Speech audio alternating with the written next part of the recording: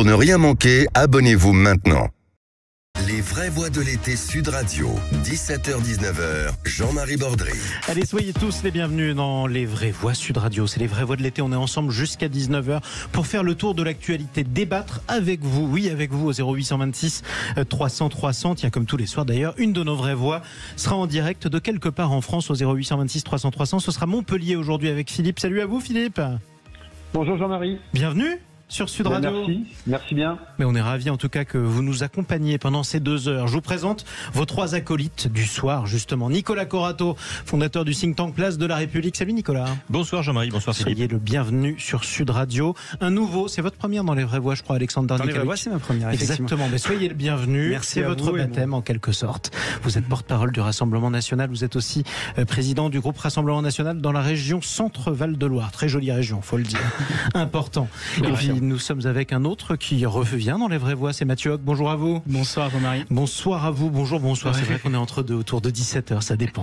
L'heure des apéros pour certains, l'heure encore du travail pour d'autres, on verra. Vous représentez le think tank, le millénaire, think tank gaulliste et indépendant. Voilà, indépendant, plutôt de centre-droit, droite. Droite, oui, droite, on va le dire comme ça. Exactement. Chers amis, je le disais, on va débattre. Vous êtes venus pour ça, vous vous y attendiez. On va parler, tiens, ça va vous plaire Mathieu Hoc, de la droite notamment, ou de celui de on va dire la statue du commandeur de la droite, Nicolas Sarkozy. Est-il trop complaisant avec Vladimir Poutine? On reviendra sur ses propos, notamment ses conseils sur la sortie de crise, ou plutôt de guerre, en Ukraine. L'Ukraine qui devrait devenir un pays neutre, un pont entre l'Europe et l'Asie. Est-ce que ça vous a choqué ou pas? 0826 300 300, on va en débattre avec vous trois.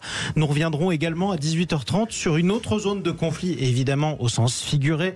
C'est la gauche, la NUPES, cher Nicolas Corato, avec le patron du Parti Socialiste qui s'invective avec l'ancien candidat à la présidentielle Jean-Luc Mélenchon aujourd'hui sur Twitter. Rien ne va plus, semble-t-il. Toujours pas de liste unique à l'approche des sénatoriales, toujours pas de liste unique non plus à l'approche des européennes. Est-ce que la NUPES est en train de battre de l'aile? On va en débattre à 18h30. À 18h, ça vous concerne peut-être, écoutez bien ça, parce qu'on aura un témoignage sur Sud Radio.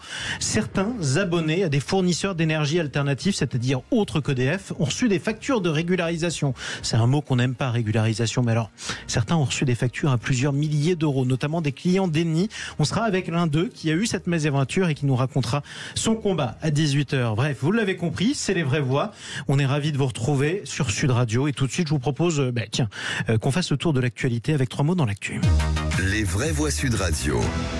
3 mots dans l'actu qu'on a sélectionné aujourd'hui pour vous. D'abord, il y a le mot CEDEAO, effectivement, puisque cette réunion des chefs d'état-major de la communauté économique des États d'Afrique de l'Ouest est en train de se tenir. Quand la force d'attente de la CEDEAO se rassemblera pour peut-être rétablir l'ordre constitutionnel au Niger, on en parlera. On va parler aussi, évidemment, de la canicule, puisque 12 départements supplémentaires passent en vigilance orange.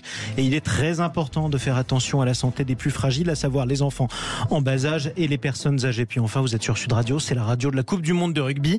Désolé, vous n'allez pas y couper. On va parler de la composition du 15 de France qui va affronter les Fidjiens samedi à Nantes à 21h05. Et ça, évidemment, vous le vivrez sur Sud Radio. Les vraies voix Sud Radio. Je le disais, premier mot, CEDEAO, la réunion des chefs d'état-major de la communauté économique des États d'Afrique de l'Ouest se tient en ce moment, ce 17 août, à Accra, capitale du Ghana. Ils se réunissent, ces chefs d'état-major, pendant 2 jours pour finaliser le plan d'une éventuelle intervention militaire pour rétablir le président élu Bazoum dans ses droits politiques au Niger. Question, si jamais la CEDEAO intervient, on ne parle pas de l'armée française, mais bien de la force de la CEDEAO, est-ce que c'est une escalade qui pourrait être dangereuse ou est-ce qu'au contraire, ce serait une bonne nouvelle pour la démocratie? Mathieu Hoc? Alors moi j'ai un avis assez tranché dessus qui n'engage que moi. Je pense qu'une intervention de la CEDEAO se solderait par un échec. Je pense que ce serait un échec militaire pour plusieurs points. Le premier, c'est qu'en fait l'histoire contemporaine nous a appris qu'envahir des pays comme ça, la Russie a essayé d'envahir l'Ukraine, 40 millions d'habitants, le Niger fait 25 millions d'habitants, la Syrie, l'Irak, etc. Envahir ce type de pays, c'est très compliqué militairement, alors encore plus pour la CEDEAO. D'une part parce que vous avez un pays qui est donc très peuplé, d'autre part un pays qui est aussi dans une région sahélienne où il y a un trafic d'armes et une prolifération d'armes très très forte. Et d'ailleurs des attaques terroristes qui se multiplient, ça vient de recommencer à la frontière nigérienne. Et le deuxième point aussi peut-être qui me fait dire ça, c'est que on assiste en fait à un équilibre des forces diplomatiques sur le territoire du Sahel, notamment parce que la junte n'est pas seule, elle a des alliés, le Mali, le Burkina, etc. Et la CEDEAO n'est pas unanime sur la position d'une intervention, ce qui pour moi complique de fait les choses pour la CEDEAO. Nicolas ? Ça pose une difficulté en termes de droit international. C'est-à-dire quel est le mandat de la CEDEAO pour intervenir dans un pays Il n'aura pas le mandat de l'ONU, puisque les Russes jusqu'à preuve du contraire est un pays souverain. Donc pas mandat de l'ONU, et on sait où nous ont mené il y a peu de temps ce genre d'aventure diplomatique et militaire, avec quand même ici un ennemi qu'il faut bien nommer, qui est la Russie, qui est très clairement en face des intérêts, la CEDEAO étant sous influence très clairement américaine, mais on voit bien que c'est une guerre indirecte, encore une fois, un nouveau front qui s'ouvre entre les États-Unis et la Russie, avec la France un petit peu au milieu. Avec la Russie qui aura bon dos de dire, vous voyez, ne me donnez pas de leçons de droit international en Ukraine, au Donbass, en Crimée. Regardez ce que vous faites avec vos alliés en Afrique. Rappelez-vous la Libye, rappelez-vous la Syrie, et regardez aujourd'hui ce qui se passe au Niger. Donc effectivement, ce qui est en jeu, au-delà de l'avenir du peuple nigérien et du territoire du Niger, c'est aussi la manière dont on lit et dont on applique le droit international dans le monde. Et je crois qu'effectivement, il faut être très prudent. Effectivement, Alexander Nikolic. Après, il faut savoir déjà, est-ce que la CEDEAO a la capacité réellement d'intervenir ? Et la vraie difficulté, c'est que ça sera essentiellement des soldats nigérians. Et on sait déjà que l'armée nigériane est vraiment très engagée sur le nord. Elle combat aujourd'hui Boko Haram. Donc elle serait obligée de se désengager de ce conflit. Aujourd'hui, on ne sait pas vraiment quelles peuvent être les solutions. Alors l'Union africaine, en plus, s'oppose à l'intervention de la CEDEAO. Il y a une minorité de pays qui sont pour. Je viens de le dire. Après, globalement, on doit aussi, je pense, s'interroger sur l'image que peut avoir la France dans ces pays-là, parce qu'on a vu surtout au début la junte prendre à partie la France. On a vu des manifestants qui ne critiquaient pas vraiment le monde occidental, d'ailleurs. C'était surtout une opposition frontale à la France. Ça fait suite à ce qui s'est passé au Mali, au Burkina Faso, où là, il y avait Wagner qui était vraiment intervenu sur le terrain. C'est pas le cas, il faut le dire. Hein. Wagner intervient en termes de communication, au Niger, mais surtout. J'ai eu un article intéressant qui explique justement à quel point la jeunesse est en opposition avec les aînés dans un pays comme le Niger, justement avec une volonté de rupture avec le monde occidental. Et il faut vraiment prendre ça en compte, parce que s'il y a de tels changements aussi, et c'est tellement conflictuel, c'est aussi dû à la démographie. Oui. Le Niger, c'est le pays où le taux de fécondité est le plus élevé au monde, avec une jeunesse qui est surreprésentée. Et c'est très souvent le cas quand la jeunesse est surreprésentée dans l'histoire, où il y a des mouvements révolutionnaires, des mouvements de guerre civile, et ça fait suite un petit peu à ça. Alors quand je disais qu'il faut aussi qu'on s'interroge sur l'image qu'on a, en deux mots, je pense que notre vision, elle est très paternaliste aujourd'hui de l'Afrique. On considère les Africains un petit peu comme toujours dépendants de nous. On les infantilise. Et je pense qu'il faut qu'on apprenne à parler d'égal à égal à l'Afrique.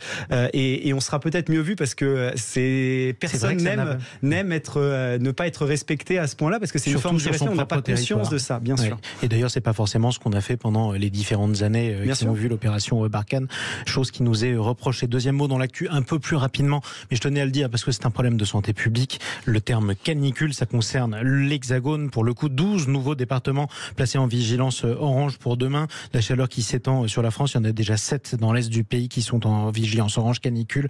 Et ce jeudi, 12 autres qui s'ajoutent, parmi eux l'Allier, le Puy-de-Dôme, le Cantal, le Doubs, le Jura, la Saône-et-Loire, la Corrèze, le Gers, le Lot-et-Garonne, le Tarn-et-Garonne. Je les ai tous cités. Juste une question assez rapide. Est-ce qu'on a fait des progrès depuis 2003, où la France avait été saisie de stupeur face au drame de la première grande canicule qui nous frappait à cette époque? Est-ce que la France est préparée désormais, tiens Nicolas? Oui, manifestement, on a tiré une grande partie des leçons de l'affreuse problématique de 2003 qui a vu quand même des gens mourir par insuffisance de préparation de nos infrastructures et notamment des EHPAD. Donc il y a eu des investissements qui ont été faits insuffisamment. Je pense aujourd'hui qu'il y a quand même 3 ou 4 points de vigilance absolue dont on parle peu souvent. Il y a les hôpitaux, bien entendu. Il y a une grande partie encore des EHPAD et des institutions, notamment qui accueillent des personnes en situation de handicap. Puis il y a un lieu dont on ne parle pas parce que c'est pas, je dirais que c'est pas mainstream, mais il y a nos prisons qui sont absolument pas adaptées à la canicule, dans lesquelles les détenus vivent dans des conditions absolument ignobles et indignes, il faut le dire, avec des températures qui vont devenir invivables, et où là, il faut le dire, les investissements qui ont été menés sont particulièrement insuffisants. Donc oui, la canicule, elle pose un véritable défi à nos services publics, défi à notre organisation. Puis peut-être dire aussi que c'est, vous en parlerez peut-être, c'est aussi un sujet pour les collectivités locales, oui. Qui doivent aussi peut-être mieux jouer le jeu des infrastructures et de l'investissement pour lutter contre ces périodes de canicule qui vont devenir et qui sont devenues courantes. En tout cas, monnaie courante. L'avantage, c'est que là, l'école sera moins concernée dans la mesure où, à l'exception de celles qui accueillent des centres aérés, il n'y a pas de cours. En ce moment, c'est avant la rentrée. Un mot sur les services publics. Moi, contrairement à vous, je suis plutôt très inquiet parce que quand on sait qu'il y a eu un plan d'austérité sur l'hôpital depuis 10 ans, j'ai pas dit que j'étais pas inquiet. De suppression de lits, de suppression de lits, de personnel médical. Je suis pas sûr aujourd'hui qu'on ait vraiment la capacité de faire face à une grosse canicule en termes d'accueil dans le milieu hospitalier. Tous les chiffres qu'on peut avoir sont quand même très inquiétants en termes de nombre de médecins, en termes de nombre d'infirmières. Je disais en suppression de lits. Après sur la canicule globalement, il va falloir aussi il y a plusieurs réflexions en fait qu'on doit avoir. Il y a effectivement sur l'accueil des personnes qui vont subir la canicule, mais il va y avoir le problème de l'eau, il va y avoir beaucoup de problèmes, et donc notamment sur la recherche par rapport à la dessalination de l'eau, par rapport à comment on va faire pour économiser les eaux usées. Il y a beaucoup de points sur lesquels on doit travailler et sur lesquels la France a beaucoup de retard parfois pour des questions idéologiques, notamment pour des questions de consommation d'énergie, des choses comme ça. Et on doit vraiment mener une vraie réflexion sur ces sujets. En tout cas, on en parlera évidemment. Un mot, mais pour conclure, parce qu'on est quand même sur Sud Radio, et il y a des choses qui se respectent, notamment le rugby, je le disais, vous le vivrez samedi soir, nouveau match de préparation contre les Fidji, 21h05 sur Sud Radio, Alexandre Priam et tout le service des sports de Sud Radio qui vous feront vivre ce rendez-vous avec une équipe de France, un 15 de France fortement remanié. Je vous donne la liste quand même. Jaminet, Biel-Biarré, Vincent, Danty, Moefana, Astoy, qui sera capitaine, Loukou, Crétin, Aldrit, qui sera capitaine, c'est plutôt Aldrit qui sera capitaine, pardonnez-moi. Kroos, évidemment, Willem C, Verhaeghe, Antonio, Movaca et Vardy. Bon, belle équipe. Belle équipe, mais je dirais avec des absents qui vont compter lourd, comme Ntamak. Alors ça, de toute façon, il y en aura beaucoup plus pour samedi, puisque c'est l'équipe bis, mais Ntamak, malheureusement... Et on paye un peu cette Dream Team, c'est-à-dire qu'on a clairement l'une des meilleures équipes du monde qui a brillé ces derniers mois un peu partout autour de la planète. Et c'est vrai que quand vous avez une Dream Team, c'est compliqué aussi de garder tous les éléments au top niveau tout le temps. Et que malheureusement, on arrive non pas en mauvaise posture, mais quand même avec des éléments importants qui ne pourront pas jouer et qui vont effectivement manquer. On sera un peu frustré. En un mot rapidement, Alexandre. Je ne veux pas polémiquer, mais je m'interroge aussi sur l'opposition de ces matchs amicaux, parce que on a fait le choix d'avoir des adversaires vraiment difficiles. On l'a vu là avec l'Écosse, et donc on prend un risque de blessure. C'est le cas pour Romain Ntamak, c'est le cas pour Baye, qui pourrait être établi, mais qui va louper au moins 2 matchs de la Coupe du Monde. Il faut évidemment faire des matchs amicaux pour qu'il y ait des automatismes qui se mettent en place, mais on peut vraiment s'interroger sur le fait d'avoir une opposition aussi forte avec le risque de blessure que ça peut entraîner sur une Coupe du Monde qui sera notre Coupe du Monde, et quand on a notre ouvreur qui est tellement décisif, Romain Ntamak, qui est blessé, on peut vraiment se dire qu'il y a eu des erreurs de fait sur le calendrier. Je suis désolé, voilà.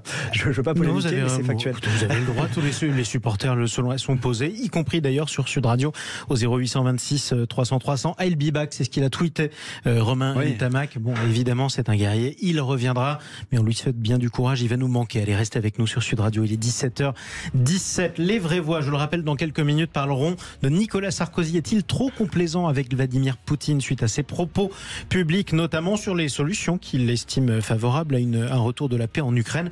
Eh bien, vous votez sur Twitter, vous nous appelez 0826 300 300. Avant ça, on va se retrouver et on va faire le tour des actualités qui ont retenu l'attention de nos vraies voix. Tout de suite. Les vraies voix de l'été Sud Radio, 17h-19h, Jean-Marie Bordry. Landry. Bien, figurez-vous que les vraies voix de l'été viennent de refaire la Coupe du Monde du début de l'année. Pas celle de rugby qui arrive sur Sud Radio, non, celle de football comme on a fait pour aller jusqu'en finale. Allez, vous êtes avec Nicolas Corato, Alexandre Nikolic et Mathieu Hoc. Nous sommes ensemble jusqu'à 19h. Dans quelques minutes, nous parlons de Nicolas Sarkozy, de l'Ukraine et de ses rapports avec Vladimir Poutine. Ses rapports notamment intellectuels, il en parle assez longuement. On y reviendra, mais avant ça, tout de suite, les actualités qui retiennent l'attention de nos vraies voix. Alexandre Nikolic, vous revenez sur une actualité bien sombre. C'est l'augmentation du taux d'homicide en France et elle est très forte. Oui, sur les 12 derniers mois, 1029 homicides. C'est des chiffres qu'on n'avait pas vus depuis très très très longtemps en France. Ça fait 3 par jour. Je veux dire, il y a quelques années, quand on avait un homicide en France, on en parlait dans la presse nationale. C'était évidemment un événement national. Aujourd'hui, c'est évoqué parfois en bref dans la presse locale. Ça fait plus la une des médias. On voit une augmentation et en même temps, quand on compare aux autres pays, notamment en Europe, des chiffres qui sont largement supérieurs. Enfin, vous avez à peu près pour le même nombre d'habitants, 6 millions de moins en Italie, qui est connu pour le pays de la mafia. Enfin, voilà, avec une criminalité organisée qui était reconnue pour ça. Malheureusement pour eux, ils sont à 300 homicides. Je veux dire, c'est 4 fois, c'est 3,5 fois moins que nous.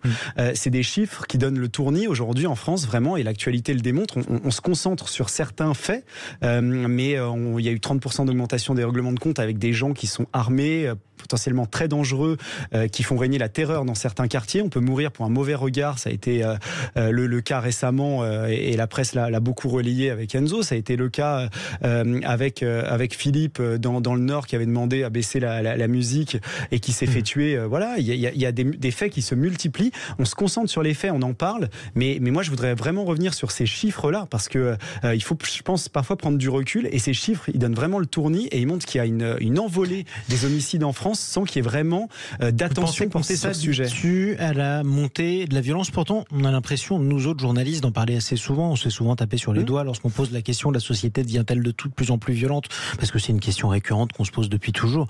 Et vous pensez qu'on s'habitue à une vraie montée de la violence? En tout cas, je pense qu'on s'y habitue, oui, parce qu'il y a des faits qui sont pas traités. Ouais. Certains, on a tendance à, je le disais sur les règlements de compte, mais même sur certains faits très graves où des gens sont lynchés à mort. Eh bien, les médias en parlent très peu. Je veux parler d'un cas, par exemple, Miloud, dans un quartier populaire à Toulouse, qui se fait tuer après avoir voulu défendre une amie par des racailles. Eh bien, là, il y a pas les médias qui vont relayer et tout, vraiment, et son père avait exprimé son désarroi par rapport à ça. Un petit peu, mais effectivement, peut-être pas. Non, mais ce que je veux dire, c'est que ces faits-là, 3 par jour. Ouais. Je veux dire, il faudrait en parler 3 fois par jour. Et oui, je suis désolé, il n'y a pas de solution apportée. Gérald Darmanin avait dit, par exemple, est-ce qu'il y a une part de ces homicides, c'est des règlements de compte de quartier. Gérald Darmanin avait dit qu'il voulait combattre ces bandes organisées et le deal en France. On voit qu'il y a eu une augmentation sur les 12 derniers mois de 3% du trafic de drogue en France. Donc il n'y a eu aucune solution trouvée. Donc c'est bien beau de parler, de faire des annonces, mais face à cette envolée des violences et notamment des homicides qui nous menacent tous, il n'y a aucune solution trouvée. Donc je suis obligé de relayer un peu politiquement, vraiment, de dire que il faut aujourd'hui une perpétuité réelle, il faut qu'il n'y ait plus aucune sanction, il faut plus qu'il y ait aucun acte impuni, comme c'est trop souvent le cas. Il faut pour vous, c'est la réponse pénale. La réponse pénale, je pense, c'est le meilleur moyen que des délinquants craignent justement de passer à l'acte et ensuite d'aller plus loin. D'ailleurs, une des mesures qui a été annoncée ce matin par le ministre de l'Intérieur, Gérald Darmanin, l'envoi à Marseille de la compagnie CRS 8, la fameuse compagnie CRS 8, pour lutter contre le trafic de stupéfiants. Qu'est-ce que cette compagnie CRS 8? On vous dira tout et on vous expliquera tout avec un spécialiste demain matin dans le Grand Matin Sud Radio de Benjamin Glaise. Nicolas Corato, tiens, quand on vous parle de réponse pénale, en général, vous sursautez.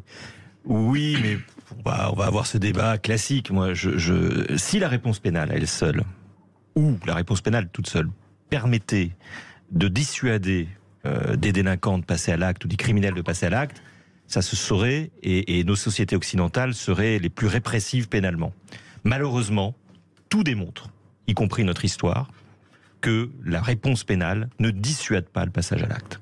Donc, je ne dis pas qu'est-ce qui démontre précisément. Mais toutes c'est tout, les c'est études et toutes les études des pénalistes, toutes les études des magistrats, toutes les études des sociologues, des historiens vous démontreront que, y compris dans un pays comme le nôtre, qui a un arsenal pénal extrêmement répréhensible et assez sévère, comparé à nos défauts. Non mais c'est parce que c'est votre fonds de commerce, tout démontre. C'est une insulte. Excusez-moi, quand il y a des victimes dans notre pays avec une aussi forte augmentation, dire que c'est un fonds de commerce, c'est très insultant. Oui, c'est parce qu'on essaie de combattre justement pour pas que ça arrive. Et vous êtes peut-être un peu complice justement. Je suis désolé. Je suis désolé parce que vous parlez du monde occidental. Par exemple, New York, c'est un cas très concret. Il y a une réponse pénale adaptée. Il y a une chute de la délinquance. Est-ce que je peux terminer? La réponse pénale. Vous êtes l'héritier d'un parti qui défendait la peine de mort. L'histoire prouve que la peine de mort n'a jamais dissuadé. Je défends pas la peine de mort. Vous êtes l'héritier d'un parti qui défendait la peine de mort. Excusez-moi, mais votre parti, le Rassemblement National, fait référence dans ses statuts au Front National, qui est un parti qui a toujours défendu la peine de mort. La peine de mort, c'est prouvé, et d'ailleurs c'est pour ça qu'on l'a aboli, n'a jamais dissuadé quelqu'un de passer. Je précise une chose. On n'a pas défendu la peine de mort pour la présidentielle. Votre parti, dans ses statuts, fait référence au Front National, oui ou non? C'est ce qu'il dit. Oui ou non? Il se sert sur la peine de mort dans le Rassemblement National fait-il référence au Front National dans ses statuts? Oui ou non? Enfin, on s'appelait avant Front National, mais je vois pas le rapport avec la peine de mort. Et le Front National était donc un parti qui défendait la peine de mort. Mais la gauche aussi était pour la peine de mort, vous savez. Vous êtes l'héritier d'un parti qui a défendu la peine de mort. Le Rassemblement National ne défend pas la peine de mort, le Rassemblement National défend une réponse pénale adaptée. Alors attendez, c'est moi qui vais... Je finirai un point sur les statistiques. Vous allez finir dans 2 secondes, parce que c'est moi qui vais rappeler 2 ou 3 petites règles gentiment. Ici, on peut avoir des débats houleux, on en aura d'autres aussi, c'est normal. Juste, il est important que chacun s'entende et se comprenne. Et pour ce faire, il est très important, comme il n'y a pas d'image, que chacun parle à son tour. Parfois, ça démange, je peux comprendre, d'un côté comme de l'autre, mais il est important que ça ne vire pas à la cacophonie. Vous parliez de l'exemple de la peine de mort, j'aimerais qu'on revienne peut-être pour recentrer le débat. C'est important sur la hausse de la violence. C'était le point de départ de cette discussion. Est-ce qu'on s'y habitue? Non, c'est pas qu'on s'y habitue. Je pense qu'il faut regarder les chiffres aussi objectivement. On a une problématique sur la criminalité et les délinquances. J'aimerais rappeler 2 évidences qui sont posées, qui sont claires. Nos pays, nous vivons dans des pays où la criminalité est parmi la plus basse dans le monde. Non mais excusez-moi, c'est tellement faux. On a les chiffres les plus élevés en Europe. Nous avons un taux de d'homicide qui est entre 1 et 1,4.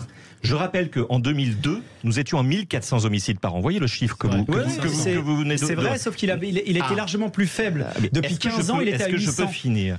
Vous savez, depuis 15 ans. La sanction pénale ne commence pas par une sanction médiatique.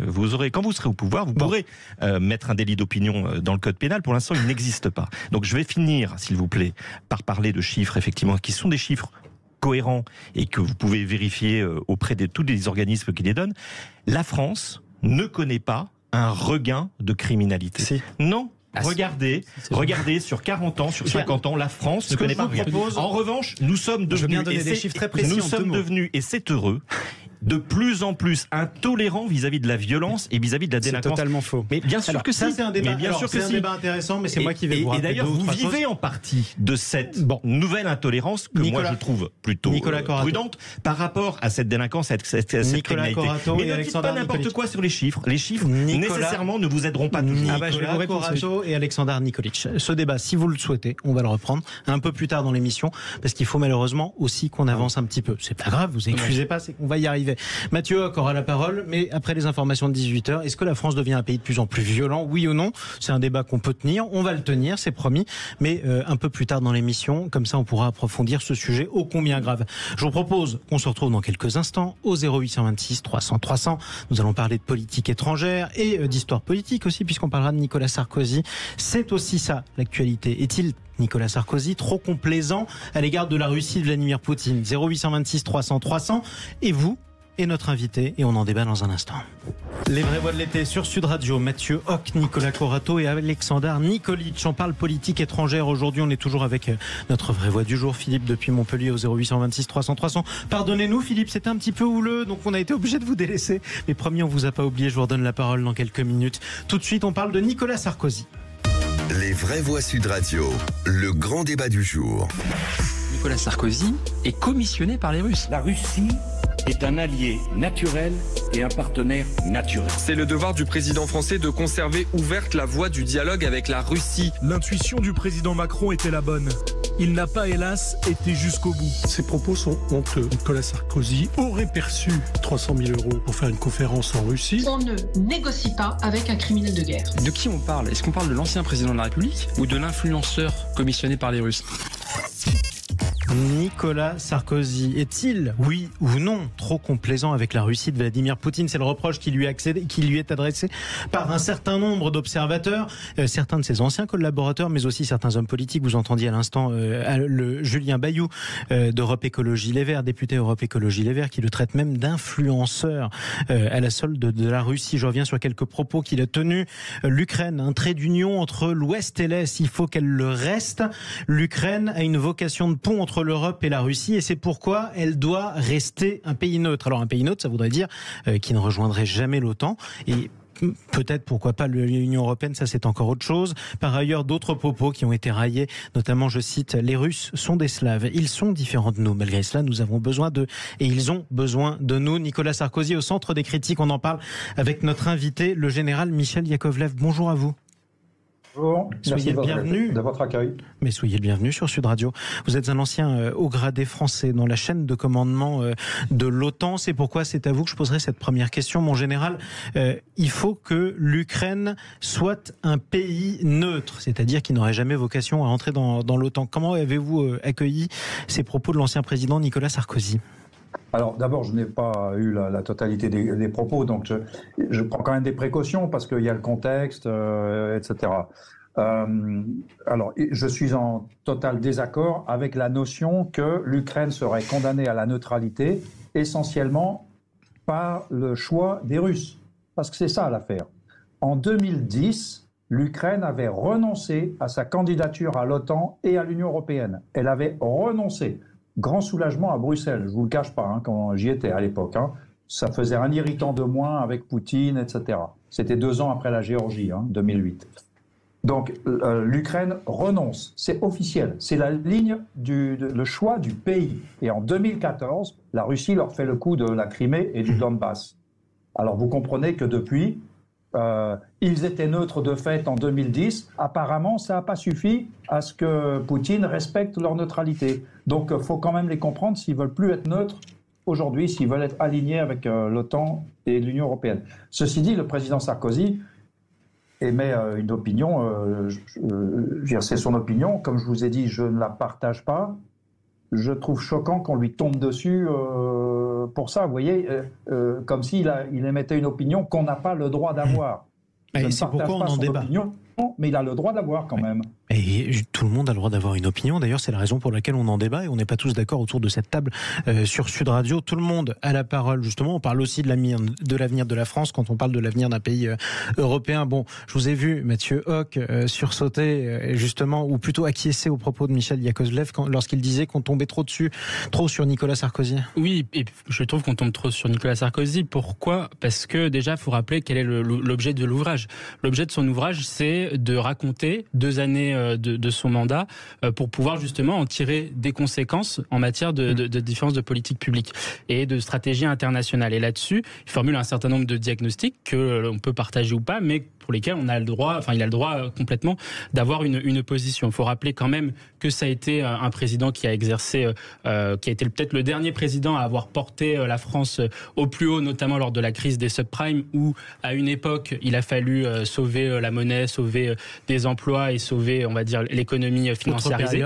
Autre période, mais devant l'administration de Bush, qui n'était pas tout à fait réticente, qui était plutôt réticente. Sauf que ce dont il est accusé par ses opposants, effectivement, il faut bien le dire, mais aussi par l'un de ses anciens collaborateurs, c'est d'être trop complaisant avec la Russie. Bon, d'autres vont même jusqu'à dire qu'il a été stipendié par la Russie, notamment pour tenir des conférences. Oui, non, sur la question des relations entre la Russie et l'Ukraine, il pose la question suivante, c'est comment faites-vous pour pouvoir récupérer les territoires ukrainiens ? Aujourd'hui, on sait que l'Ukraine a, c'est Zelensky qui a posé comme ligne rouge, on va dire, dans sa politique, de récupérer l'ensemble des territoires, y compris la Crimée, chose que déjà Joe Biden en décembre dernier lui avait déjà mis un certain nombre de lignes rouges par rapport aux demandes de Vladimir Zelensky. Un certain nombre de bémols, oui, effectivement. Ça, c'est le premier point. Et le deuxième point, c'est la question de comment va-t-il réussir à récupérer ces territoires. Or, aujourd'hui, les solutions diplomatiques ne marcheront pas. Et donc, il faudrait une solution militaire. Et Nicolas Sarkozy formule ce constat aux responsables occidentaux. Qu'est-ce que vous êtes prêts à faire pour pouvoir aider l'Ukraine à récupérer ces territoires? Est-ce que vous êtes prêts à livrer davantage d'armes létales? Est-ce que vous êtes prêts à intervenir militairement sur le champ de l'Ukraine? Est-ce qu'on en est capable, tout en sachant que la guerre est en train de finir à ce que nous on a théorisé comme étant la guerre de Corée, donc une coréanisation du conflit, un conflit qui se gèle sur le front. Ça, c'est un pronostic que vous faites. Tiens. On verra si le général Yakovlev, qui est toujours avec nous, le valide. Avant ça, Nicolas Corato. Oui, moi j'avais une question pour le général en forme de réaction, mais est-ce que M. Sarkozy n'est pas un peu anachronique dans cette idée? Alors j'aime bien votre idée de neutralité forcée, parce qu'effectivement c'est un peu ça dont il est question. On a beaucoup parlé de la finlandisation, de la fin de la finlandisation. On a vu que la Finlande et la Suède sortaient finalement de ce rapport de neutralité imposé depuis la fin de la Seconde Guerre mondiale à cause de la menace russe. Est-ce qu'il n'est pas anachronique d'imaginer une neutralité pour l'Ukraine à l'heure où tous les autres pays finalement rentrent dans un schéma beaucoup plus clivant et beaucoup plus bilatéral? Général Yakovlev. Oui, absolument. Déjà, je vous répète une des phrases de l'OTAN, mais il se trouve que j'y crois. Un des atouts de la souveraineté, c'est de choisir ses alliances. Vous choisissez vos amis. C'est aussi simple que ça. Moi, si mon voisin, sa fille veut se marier et que je ne suis pas d'accord avec son futur gendre et que je vais lui dire « Edmé Cunégonde ne devrait pas épouser Jean-René », il me dira « De quoi tu te mêles ?» Chacun son truc.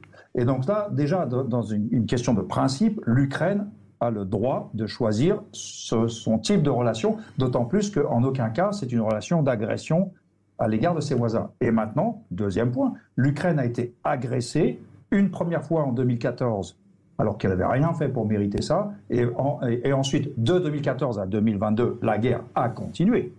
Et puis après, il y a eu cette reprise, enfin cette deuxième phase, enfin la phase actuelle. Et vous faites bien de préciser que les combats ont continué. Pour l'Ukraine, clairement, la neutralité, c'est une vue de l'esprit. La neutralité, ça suppose un respect de la neutralité par les voisins. Et on la neutralité de la Suisse est respectée par l'Allemagne, la France, l'Italie et le Liechtenstein, si vous voulez. La Suisse raisonnerait différemment si sa neutralité était menacée, par exemple, par nous. Alexandre Nikolic. Évidemment que l'Ukraine a le droit de choisir ses alliés et de rentrer dans les alliances qu'elle souhaite, et elle a le droit de candidater si les différentes fédérations veulent l'accueillir. C'est assez évident. Donc j'ai du mal à comprendre pourquoi Nicolas Sarkozy veut imposer à l'Ukraine à quelle institution l'Ukraine doit appartenir. Après, évidemment, on est tous d'accord sur le fait que c'est une agression de Vladimir Poutine, que donc de la Russie sur ces territoires. Mais une fois qu'on a dit ça, maintenant qu'est-ce qu'on fait? Parce qu'il va falloir qu'il y ait une sortie de crise. Il va falloir que on arrête avec en plein cœur de l'Europe une guerre qui tous les jours tue des centaines, voire des milliers de Russes et d'Ukrainiens. Donc effectivement, moi je comprends ce que les propos qui ont pu être tenus par Nicolas Sarkozy. Je les partage évidemment pas tous, parce que je trouve qu'il y a une peut-être un peu une complaisance effectivement au regard du contexte et de l'agression qu'ont pu réaliser les Russes. Mais à un moment, on peut pas exclure ad vitam aeternam les Russes de toute discussion, de toute organisation internationale. Je vais juste, je suis obligé de citer cet exemple-là, mais parce que quand on parle de l'OTAN, au sein de l'OTAN, on a la Turquie qui parfois a eu des propos très belliqueux, même envers d'autres pays membres de l'OTAN, y compris la France et Emmanuel Macron, qui occupe aujourd'hui le nord de Chypre, qui a remis en cause du coup la souveraineté territoriale de Chypre. On peut parler de l'Azerbaïdjan, qui est aussi un allié de la Turquie et qui occupe aujourd'hui une partie du Haut-Karabagh. Il y a pareil même du Kosovo, enfin avec une remise en cause de la souveraineté nationale d'un pays, notamment la Serbie au Kosovo, sans qu'il y ait de référendum ou quoi que ce soit sur ces territoires-là, y compris les Kosovars étaient favorables. Non mais je le remets pas en cause, mais sauf que est-ce que demain on va faire un référendum avec des émissaires de l'ONU par exemple en Crimée ou dans l'est de l'Ukraine? Est-ce que c'est par ce biais-là qu'il faut qu'on sortira de la crise? Aujourd'hui, c'est très compliqué parce que on pensait que les Ukrainiens allaient via leur contre-offensive arriver à Mélitopol, séparer le nord et le sud de l'armée russe et que ça allait pouvoir être décisif, notamment en termes de négociations.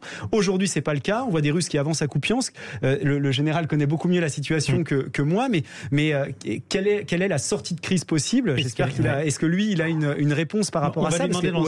Est-ce qu'on va continuer avec ces milliers de morts presque quotidiens? On va lui demander dans un instant à notre invité le général Michel Yakovlev. Avant ça, la parole à Philippe, qui est toujours avec nous depuis Montpellier. Pardonnez-moi, mon cher Philippe, je vous ai pas oublié, je vous promets. Est-ce qu'on a raison quand on le fait, et je dis on, troisième personne indéfinie justement, est-ce que ceux qui accusent Nicolas Sarkozy de complaisance avec Vladimir Poutine ont raison de le faire pour vous, Philippe? Est-ce qu'ils ont raison de le faire? Je dirais oui, dans ce contexte où c'est les Russes les méchants et les Ukrainiens les gentils. Je dis ça vue de ma petite fenêtre, d'accord. Surtout 1 an et demi après le début de la guerre. Donc cette intervention-là, aujourd'hui, quelque part, il prend à contre-pied un petit peu tout ce qui se raconte et tout ce qui s'écrit. Donc, je dirais complaisant aujourd'hui, oui.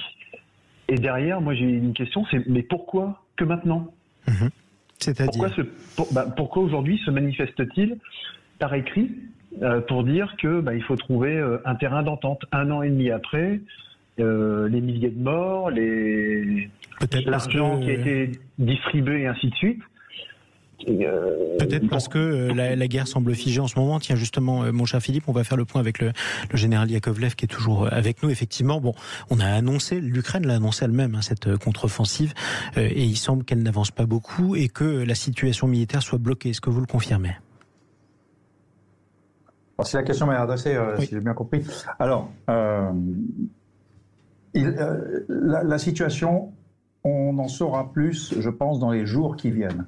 Les deux camps sont à l'extrême limite de leur force. On a 2 boxeurs épuisés qui n'arrivent même presque plus à soulever leurs gants.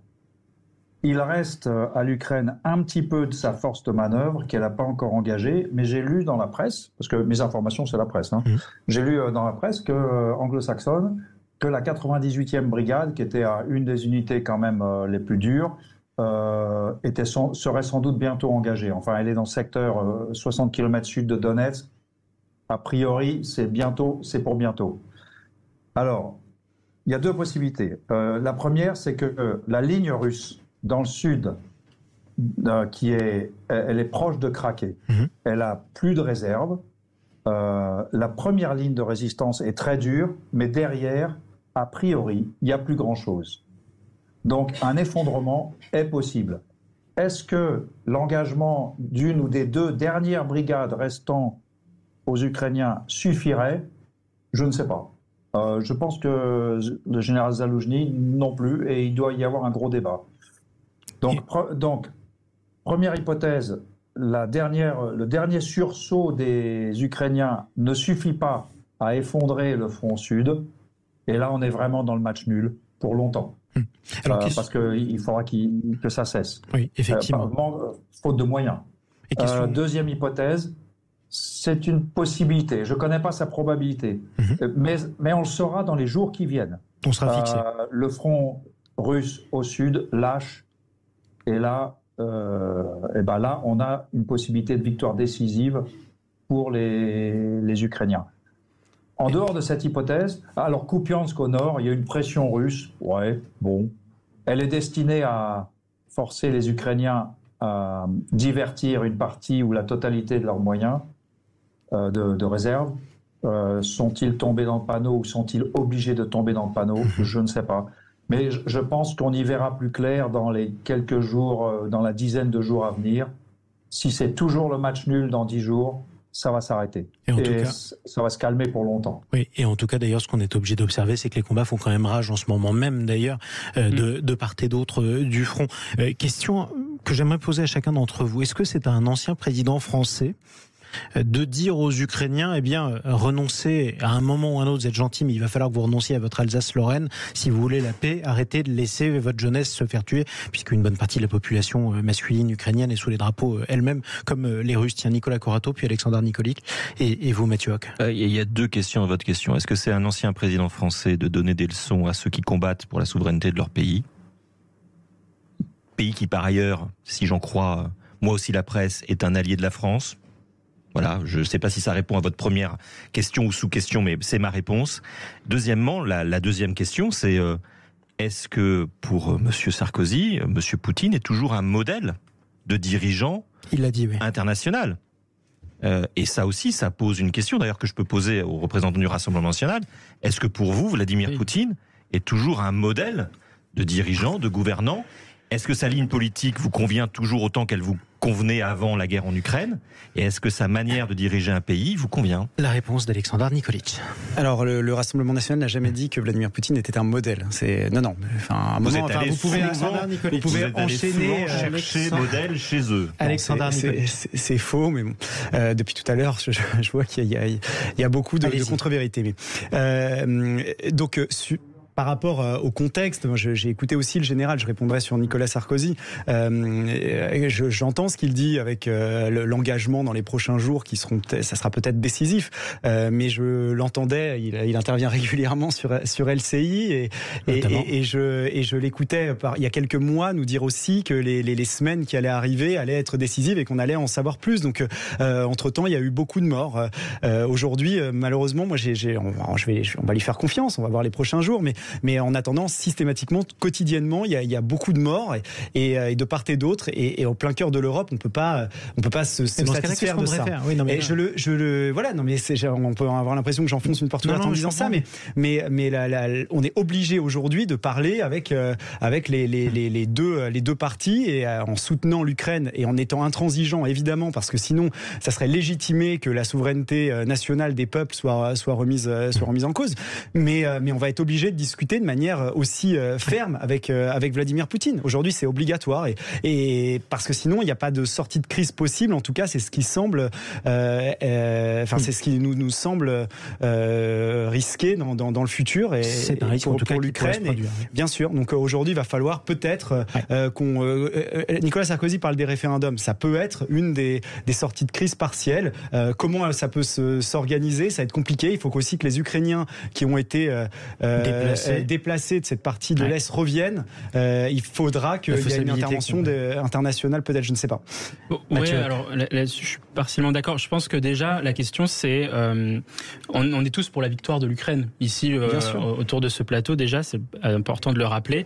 Et Nicolas Sarkozy, je pense, l'est aussi. Mais la question qu'il pose, c'est pas une complaisance à l'égard de Vladimir Poutine ou quoi que ce soit, c'est dans les faits comment on matérialise cette sortie de crise. Et donc, il formule un certain nombre de propositions qui sont basées sur son vécu en tant qu'ancien président, et là-dessus ça me paraît tout à fait légitime, comme ça pourrait être le cas de François Hollande ou d'autres présidents américains. Et là-dessus il pose des questions, et notamment sur la question que vous posez au tout début, l'OTAN et l'Union européenne. Là-dessus, sur l'OTAN, la question c'est même pas l'adhésion de l'Ukraine ou pas à l'OTAN, c'est quel est l'avenir de l'OTAN en fait, qu'est-ce qu'on veut comme OTAN. Nous par exemple on prône pour un OTAN européen dans lequel effectivement l'Ukraine pourrait avoir sa place. Et puis après, la question de l'Union européenne, quand on voit aujourd'hui le fonctionnement de l'Union européenne, on peut se douter aussi d'une intégration de l'Ukraine aux institutions de l'Union européenne, tout en sachant que ça sera un long processus. Et bon, on va poursuivre le débat avec vous tous dans un instant. J'aimerais qu'on remercie notre invité qui devait nous quitter, le général Michel Yakovlev. Merci à vous d'être intervenu ce soir sur Sud Radio, ancien haut gradé du commandement de l'OTAN. Allez, restez avec nous. Tiens, est-ce que on souhaite tous la victoire de l'Ukraine? Est-ce qu'on doit tous souhaiter la victoire de l'Ukraine aussi? C'était ce que vous disiez à l'instant. On va en parler dans un instant. Quelle solution pour une sortie de cette guerre? En tout cas, quel scénario final? À tout de suite sur Sud Radio. Les vraies voix de l'été Sud Radio, 17h-19h, Jean-Marie Bordry. Les vraies voix de l'été qui débattent de la guerre en Ukraine, malheureusement, parce qu'il y a des débats plus joyeux qu'on aimerait avoir, mais effectivement, il se passe une guerre en Europe et un pays souverain a été envahi par un autre, son voisin, la Russie. Qu'est-ce que la France peut faire pour aider à la fin des combats? C'est la question sur laquelle on terminera avec chacune de nos trois vraies voix. Mathieu Hoc, Nicolas Corato et Alexandar Nikolic, et Philippe qui est toujours d'ailleurs au 0826 300 300 depuis Montpellier. Mathieu Hoc, qu'est-ce que la France doit faire? Continuer les livraisons d'armes, maintenir les sanctions contre la Russie, peut-être accroître les livraisons d'armes, ou au contraire pousser l'Ukraine à négocier dans ce cas-là en position de faiblesse? Là-dessus, nous, le diagnostic qu'on fait, c'est que la guerre en Ukraine ressemble de plus en plus à la guerre de Corée des années 50, c'est-à-dire que vous avez deux puissances qui se sont, on va dire se sont bloqués entre guillemets entre eux sur le front, et vous avez du coup forcément un renchérissement du conflit puisque chacun essaye de mettre davantage de troupes ou pour ce qui est de Vladimir Poutine ou d'armes vis-à-vis des livraisons d'armes pour l'Ukraine occidentale, et donc pour essayer de sortir par le haut de ce conflit. Ce que l'on observe, c'est que cela ne fonctionne pas. Alors ensuite, quelle est la position française? La question, c'est comment l'Ukraine peut-elle renverser la vapeur? Aujourd'hui, on a vu que la contre-offensive ukrainienne qui nous avait été largement on va dire documentée n'a pas fonctionné, elle n'a pas abouti, elle n'a pas eu le succès escompté. Donc qu'est-ce qui reste à faire? Il y a effectivement la première chose, c'est vendre des armes, effectivement des armes, parce que pour le coup, donner des armes et de manière des armes qui sont de plus en plus létales et qui sont à but plus offensif, ça c'est le premier point. La deuxième, ça serait d'intervenir sur le sol, mais aujourd'hui, est-ce que ces deux options-là sont possibles, tout en sachant que ça ferait basculer la France, l'Union européenne, dans une économie de guerre, sachant qu'on en veut, les Français aujourd'hui, je pense, n'en veulent pas. En tout cas, 50%, c'est très peu. Et tous les observateurs spécialistes de la chose militaire vous expliqueront qu'avoir une économie de guerre aujourd'hui, c'est une vue de l'esprit, puisque notre industrie n'est pas prête. On ne produit pas assez de munitions et d'obus. Nicolas Corato, puis Alexandre Nikolic pour conclure. Oui, dans votre question, je reprends sur l'interview de Nicolas Sarkozy. Qu'est-ce que devrait faire la France? Nicolas Sarkozy fait mine de nous dire qu'il faudrait que la France engage une voie diplomatique. Comme si, et c'est un peu aussi le résultat du débat en vous écoutant, comme si la France n'avait pas engagé, avec d'autres d'ailleurs, des négociations diplomatiques ininterrompues avec le régime de Vladimir Poutine. Depuis le début de cette crise, la France et d'autres pays occidentaux n'arrêtent pas d'essayer de trouver une issue diplomatique à ce conflit. Ce conflit qui a été engagé par Vladimir Poutine. Et manifestement, c'est Vladimir Poutine, c'est pour ça que l'interview de Nicolas Sarkozy est dérangeante, c'est Vladimir Poutine qui est responsable non seulement de l'agression, mais également du non-recours à la voie diplomatique. C'est Vladimir Poutine qui refuse toute voie diplomatique de règlement de ce conflit. Il ne faut pas inverser la charge de la responsabilité. Et c'est Vladimir Poutine qui a déclenché une véritable guerre de civilisation. Pardonnez-moi, vous êtes trompé de civilisation dans votre guerre de civilisation. C'était pas celle qu'on attendait. Elle est venue de l'Est. Vous étiez plutôt au Moyen-Orient. Finalement, cette guerre de civilisation est menée par Vladimir Poutine, qui est devenu l'ennemi numéro 1. C'est une guerre entre une société, une civilisation d'autocrates et une civilisation libérale. Moi, je suis dans le camp libéral. Et il est évident qu'il faut jouer sur les deux jambes et continuer à jouer sur les deux jambes autant que le peuple ukrainien pourra. La force militaire d'un côté qui est la résistance ukrainienne et l'initiative diplomatique qui n'a jamais cessé d'exister du côté européen. Le mot de la fin pour Alexandre Nikolic, sans qu'il ne soit interrompu lorsqu'il le donnera. Et je vous demanderai d'être assez rapide, malheureusement, Alexandre. Je trouve que le deux poids, deux mesures et la dichotomie d'opinion selon les territoires est assez marquante, parce que tout à l'heure, vous l'avez dit vous-même, il ne fallait surtout pas que la France intervienne en Afrique. Là-dessus, je pouvais d'ailleurs vous rejoindre, mais vous disiez, pour vous, il fallait préserver la souveraineté territoriale de ces territoires. Il y avait, on ne vous entend pas sur l'Azerbaïdjan, et pour vous, c'est peut-être pas un problème en Arménie. Non, mais ce que je veux dire, non, mais je suis désolé. Nous, on est cohérents. Ne fuyez pas le débat. Je fuis pas le débat. Ce que je veux dire, c'est que historiquement, c'est pas le sujet. On pourra faire une émission sur l'Azerbaïdjan. Non, mais par exemple sur le Kosovo, je crois que vous aviez pris des positions pour remettre en cause. J'ai pas de problème. Remettre en cause des opinions sur le Kosovo. Et donc nous, on est cohérents, c'est-à-dire que partout, on est pour préserver la souveraineté territoriale des pays. Faire la France pour aider à la fin de cette guerre. C'est la même position que la Chine, finalement. Un mot. Un mot, Alexandre Nikolic. Aujourd'hui, la France et beaucoup de pays européens ont été désarmés. Quand il y avait justement des discussions en début de la guerre, Vladimir Poutine ne nous a pas pris en considération et n'a pas voulu écouter la voix française. Et on voit aujourd'hui à quel point ça a été un problème de se désarmer militairement pendant des années. Se réarmer, évidemment. D'accord. Pour représenter une force d'opposition réelle. Et ensuite, il va falloir effectivement parler franchement à Vladimir Poutine en lui disant, on a mis des mesures en place d'un point de vue économique, des menaces militaires en termes d'engagement sur ce qu'on fait sur le terrain, mais il va falloir que les menaces, faire comprendre à Vladimir Poutine qu'il ne s'en sortira pas dans cette guerre, que ça va ruiner son pays à terme, et qu'il va falloir évidemment négocier. Je parlais de référendum sur certains territoires avec des forces internationales. Ça peut peut-être permettre de sortir de cette crise. Aujourd'hui, on a du mal. Il faut un cessez-le-feu, parce que quand on compare à la Corée, je trouve que on peut pas se dire qu'il faut une guerre permanente pendant 50 ans comme c'est le cas. Et effectivement, personne ne le souhaite malheureusement. On est obligé d'en reparler parce que la guerre ne s'arrêtera pas cette semaine, donc on en reparlera sur Sud Radio avec vous. Allez, restez avec nous, Nicolas Corato, Alexandre Nikolic et Mathieu Hoc. Tiens, vous faites presque le centriste de la table aujourd'hui. Ouais. Allez, restez avec nous. On va se retrouver dans un instant. Retour dans l'Hexagone. Ces Français qui ont vu leur facture d'électricité exploser à plusieurs milliers d'euros. Mauvaise surprise que nous raconte un témoin juste après les infos de 18h. Les vraies voix de l'été Sud Radio, 17h-19h, Jean-Marie Bordry. Les vraies voix de l'été qui sont de retour sur Sud Radio. Nicolas Corato est avec nous, fondateur du think tank Place de la République. Mathieu Hoc est avec nous également, membre du think tank Le Millénaire. Et nous sommes avec le porte-parole du Rassemblement National, Alexandre Nikolic. Allez, deuxième heure, on va parler dans quelques minutes de la gauche et de la NUPES. Est-ce que la NUPES est en train de battre de l'aile? Est-ce que l'alliance de la NUPES est en train de voler en éclats après les quelques invectives que sont échangées, notamment sur les réseaux sociaux? Le patron du PS, Olivier Faure, et l'insoumis Jean-Luc Mélenchon. Votez sur Twitter, appelez-nous 0826 300 300. Vous êtes de gauche notamment, ou de droite, n'importe, mais vous êtes pour la NUPES ou contre? Venez en parler. Tout le monde a la parole sur Sud Radio. Tout de suite, témoignage. Les vraies voix Sud Radio. Et un témoignage édifiant. Bonjour à vous, bonsoir à vous Claude Bosset. Bonsoir. Soyez le bienvenu sur Sud Radio. Vous êtes un des nombreux clients du fournisseur d'énergie alternatif Eni. Eni qui est une entreprise italienne à l'origine. Vous faites partie d'un collectif, c'est un groupe Facebook notamment, qui s'appelle, tenez-vous bien, Victimes d'Eni et de leur manigance. Ça, c'est le nom du groupe Facebook. Et alors, je vous engage d'ailleurs à vous rendre sur ce groupe. Chaque jour, vous voyez arriver des témoignages de gens comme vous, Claude Bosset, qui racontent que leur facture d'électricité a explosé. Combien payez-vous à l'origine par mois pour l'électricité chez Eni? Écoutez, je ne peux que vous faire l'estimation de l'augmentation qui m'a été faite, qui est de 700%. On a multiplié votre facture par 7, c'est-à-dire on vous demande combien aujourd'hui? Actuellement, on me réclame une somme de 4 880 € pour votre électricité.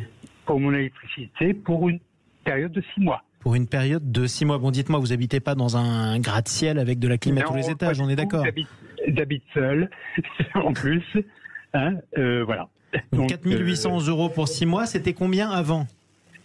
C'était ma facture totale était d'environ 1 800 €. Oui, à peu près ça, oui. C'est ça, bon. Comment Eni justifie cette augmentation? Une augmentation du prix de leur fourniture à partir du mois de novembre. Voilà. Et vous êtes obligé de payer ou vous pouvez négocier? Ils m'ont fait des propositions. Après être passé en contentieux, le contentieux m'a proposé une diminution de 30%, puis de 40%. Qui correspondait à rien du tout. Donc j'ai refusé. Vous avez refusé, donc c'est quoi la prochaine étape pour vous? La prochaine étape, là actuellement, tout mon dossier a été confié au conciliateur national. J'ai signalé le problème à Signal Conso. Et puis voilà quoi. Alors j'imagine que quand vous avez signé ce contrat avec l'entreprise, vous n'avez jamais imaginé que votre facture pourrait être multipliée ainsi et atteindre plusieurs milliers d'euros.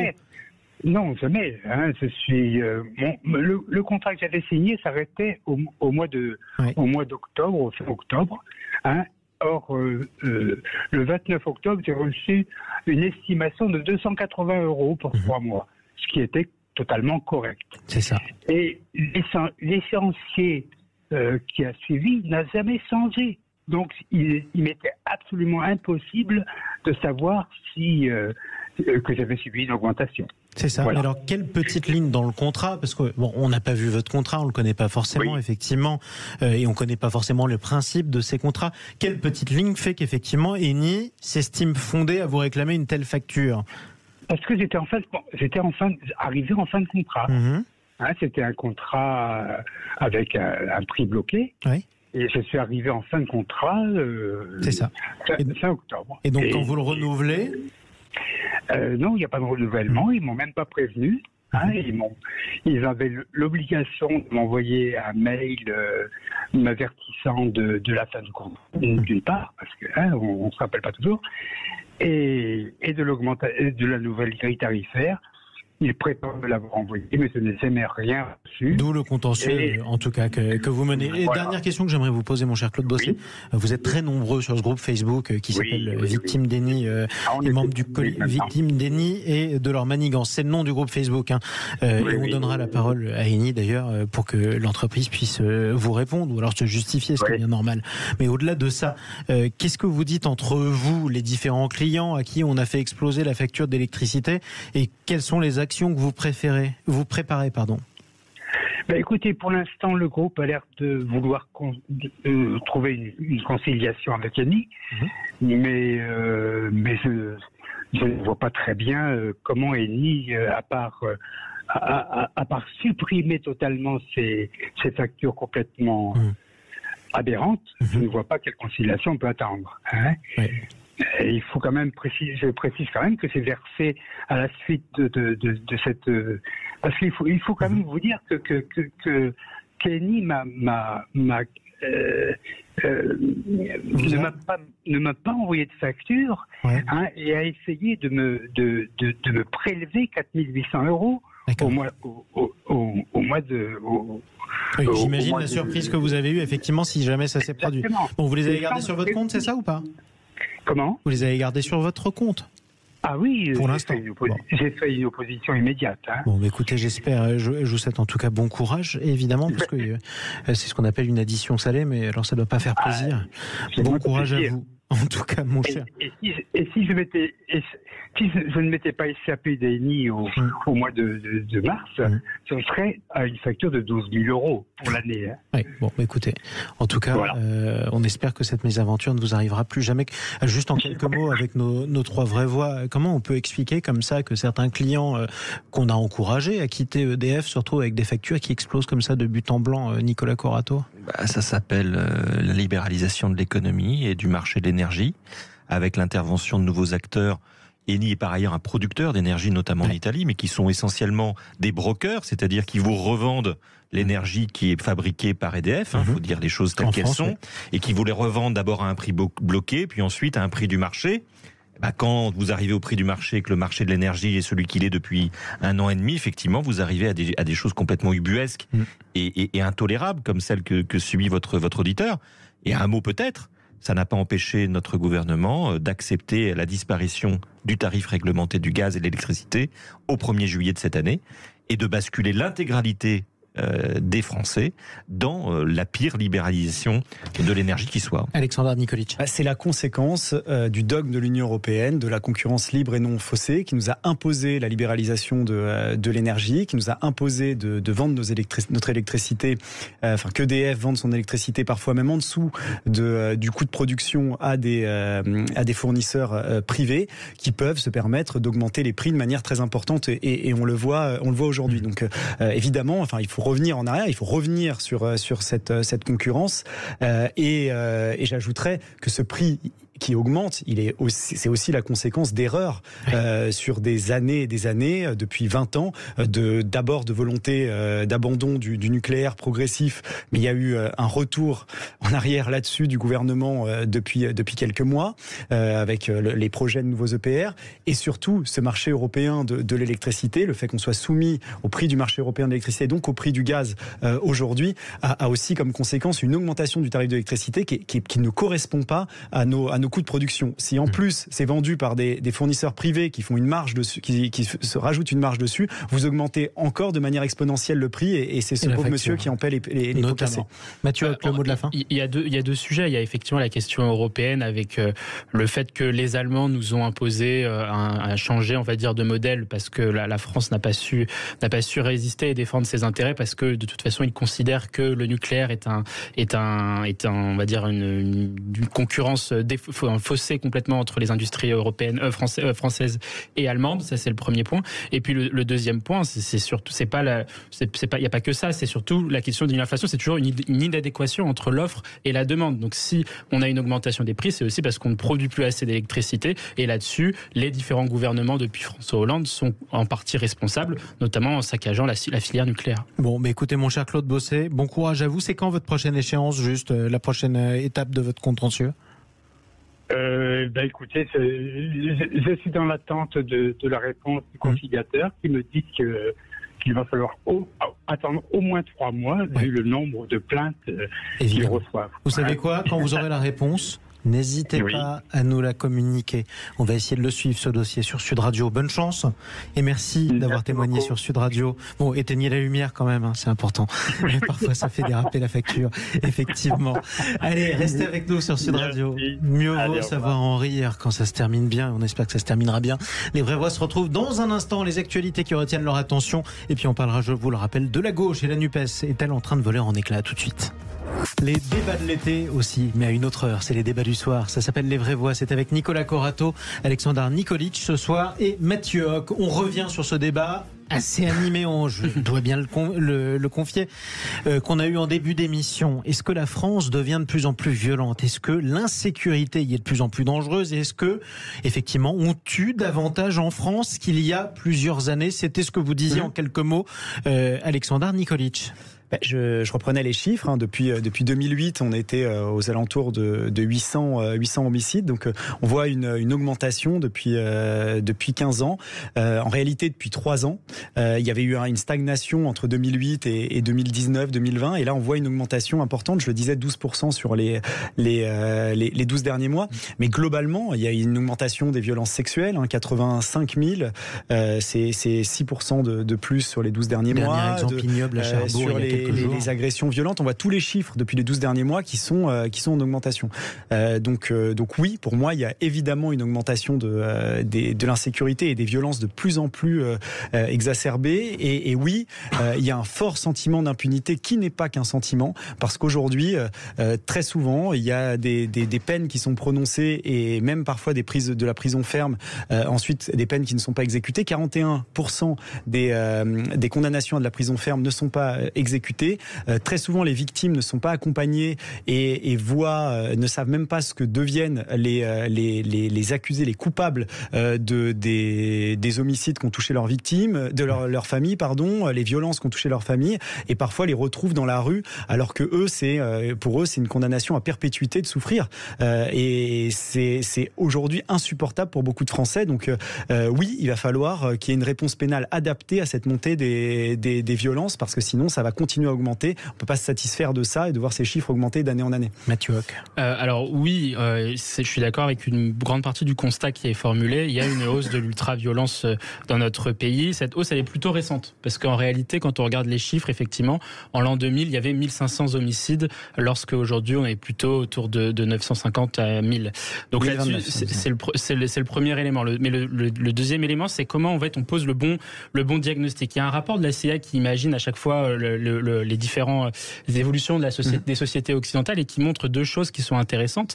Donc c'est le monde vu par la CIA en 2050. 2 choses qui sont intéressantes. Le premier point, c'est qu'il y a une hausse du nombre de violences. Ça, les chiffres du ministère de l'Intérieur le démontrent assez facilement. Et le deuxième point, c'est une hausse de la radicalité des violences. Donc ça montre bien que, alors qu'avant, on réglait nos comptes par une bagarre ou des choses de cette manière-là, maintenant, on va sortir très facilement une arme blanche, un couteau, voire une arme à feu.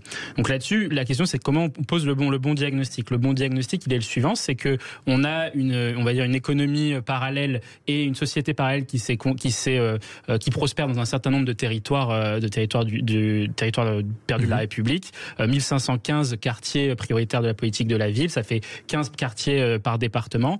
Et cette cause-là, elle provient du fait que, via la loi SRU, notamment une loi portée par les socialistes, on a étalé la délinquance par le biais de la ghettoisation dans l'ensemble des villes de France, notamment, alors qu'avant elles étaient concentrées plutôt sur Paris, Lyon, Marseille. Maintenant, c'est toutes les grandes métropoles. C'est aussi les villes de taille moyenne, et c'est même dans les villes, les centres-villes, qui sont de plus en plus touchés par cette loi qui impose en théorie 20% de logements sociaux, 20% de logements sociaux dans chaque ville, et ce qui est loin d'être appliqué d'ailleurs.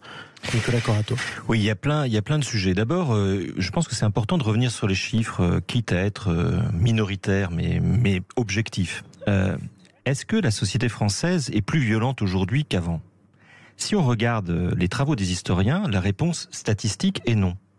1960, dans les années 60, on a 4000 homicides à peu près par an. 4000. C'est-à-dire 4 fois plus qu'aujourd'hui. 1990, on arrive à 2000. 2002, on est, vous l'avez dit, entre 1400 et 1500. Il y a une baisse significative à partir de 2002 où on est entre 800 et 1000 par an. Et vous avez raison de dire qu'effectivement, ces 2 dernières années, le nombre des homicides remonte fortement, revenant finalement à la moyenne de 2002. Donc, on ne peut pas dire objectivement que la société française produit plus d'homicides, plus de crimes aujourd'hui qu'il y a 40 ans, qu'il y a 50 ans, que dans les 30 glorieuses. Sur les agressions, je parle des homicides. Oui, mais vous parliez des homicides. Vous parliez des homicides et on parlait des homicides. Moi, je veux bien qu'on fasse un débat pluriel, mais vous nous donnerez 30 minutes. Donc, on ne peut pas dire que la France d'aujourd'hui est plus criminalisée ou plus criminelle que la France des 30 glorieuses. Ça, c'est une mythologie. Ça ne veut pas dire que la société d'aujourd'hui n'a pas un problème avec la violence. Et moi, je pense que le problème avec la violence, il est de la fascination qui aujourd'hui émane dans la société par rapport à la violence, qui est relayée par les réseaux sociaux, qui est relayée par la manière dont nous tenons des débats qui parfois sont violents, qui est relayée par cette fascination qui a aussi émaillé tout le corps politique, et je ne mets pas que l'extrême droite ou la droite dans le panneau, sur cette idée que la violence serait effectivement au centre du débat public. Moi, je pense qu'il y a effectivement, il faut qu'on regarde la France dans les yeux, il faut qu'on regarde la France telle qu'elle est. Les Français ne supportent plus la violence. Mais finalement, les Français vivent aussi dans une société extrêmement violente socialement. Dernière question est pour vous trois, et je voudrais une réponse assez lapidaire, même si c'est pas facile. Qu'est-ce qui rend violent dans ce cas-là ? Nicolas Corato d'abord. Et moi, je pense que ce qui rend violent, c'est la frustration. Et ce qui rend violent, c'est la jalousie que nous attisons dans le sentiment de nos citoyens au jour le jour. Je pense que les Français ne supportent plus leurs voisins et ne supportent plus l'injustice et l'inégalité. Et qu'il va falloir un jour se pencher sur la notion d'injustice. La notion d'injustice, elle est en train de diviser profondément la société. Alexandre Nikolic, qu'est-ce qui rend violent ? C'est multifactoriel puisque les homicides sont vraiment très très diversifiés. Vous avez, je l'ai dit tout à l'heure, une grande augmentation des règlements de compte avec des bandes qui tiennent carrément certains quartiers, qui imposent à tout le monde leurs règles. Ils sont visibles d'ailleurs de tous sans qu'on puisse les en déloger. Ils ont des armes de guerre et font régner la terreur. Vous avez ensuite l'habitude presque maintenant de se dire qu'on peut régler les conflits avec parfois de manière totalement létale pour un mauvais regard, comme je l'ai dit tout à l'heure. Pour quelque chose d'anodin. Voilà.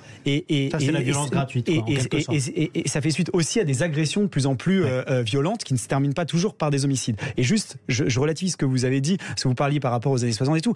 Et les autres pays ont réussi leur transition par rapport aux homicides, où on a vu, je le disais tout à l'heure, des chiffres, mais largement baissés, où vous avez, je citais l'Italie avec 250 homicides, on peut citer l'Espagne qui est à un peu plus de 200. Et on voit là, avec 100 habitants, on n'est pas loin. Avec 40 et quelques millions d'habitants, on est loin des chiffres espagnols. L'Italie a juste 6 millions d'habitants en moins. Donc on voit que la France avait réussi cette transition, et ça repart à la hausse, et c'est plutôt une exception européenne, et ça peut vraiment nous inquiéter. Mathieu Hoc, le mot de la fin. Et il y a aussi le fait qu'il y a un sentiment d'impunité dans la société, de par le fait que la surpopulation carcérale dicte en fait notre politique de justice, et qui fait qu'on a 95 000 peines qui ne sont pas effectuées. Ce sera le mot de la fin pour ce débat-ci, sur lequel on reviendra malheureusement, parce que vous avez raison, et tous les trois, de dire qu'il y aura d'autres drames et qu'on aura d'autres raisons d'en parler, mais on essaiera d'en parler le mieux possible et le plus calmement possible. Nicolas Corato, y compris sur Sud Radio.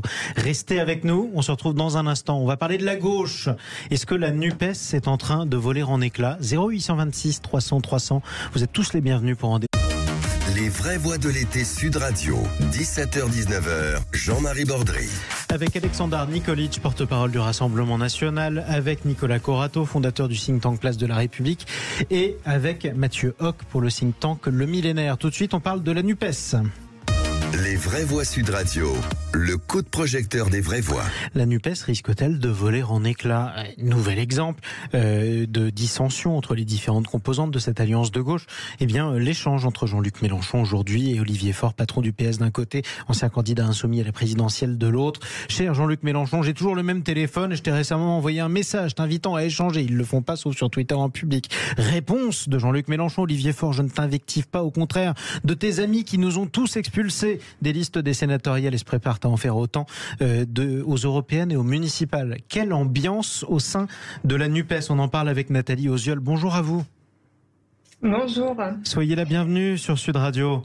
Vous êtes députée France Insoumise, NUPES du département de l'Hérault, qui est cher, le département de l'Hérault, à Sud Radio. C'est important de le souligner. Je le disais, je suis désolé, je suis obligé de le poser d'une manière aussi triviale. Si j'ouvre les réseaux sociaux, je me dis quelle ambiance au sein de la NUPES. Est-ce que c'est la même impression que vous avez ? C'est-à-dire que Olivier Faure n'est pas tout à fait honnête lorsque il dit qu'il déplore le fait qu'il pourrait y avoir division au sein de la gauche et qu'il ne faut pas imiter ce qui est en train de se passer à droite. C'est pas tout à fait honnête parce que les discussions, elles ont déjà eu lieu en réalité, que ce soit pour les sénatoriales, pour les européennes. Et pour les sénatoriales en particulier, le Parti socialiste n'a pas donné suite et même a choisi de donner lieu à des accords sans la France insoumise. Et ça, ce sont les amis d'Olivier Faure. Et Olivier Faure n'a rien dit à ce sujet. Donc, il n'est pas question de lui laisser dire qu'il défend une forme d'union à gauche quand il laisse ses amis saboter la NUPES. Nous, la porte a toujours été ouverte. Personne ne peut dire que la France insoumise n'a pas cherché à prolonger la NUPES à travers les différentes échéances qui se présentent à nous. Vous êtes favorable effectivement à la France insoumise, à une liste unique de la NUPES pour les élections européennes. Vous vouliez aussi des listes uniques NUPES aux sénatoriales. Ça n'a pas été le cas effectivement pour les sénatoriales où la France insoumise est plutôt en situation de faiblesse, contrairement à l'Assemblée nationale. Ça ne sera probablement pas le cas aux européennes, puisque même les écologistes ne veulent pas de liste unique. Tiens, Nicolas Corato. Moi, j'ai une question pour Madame la députée.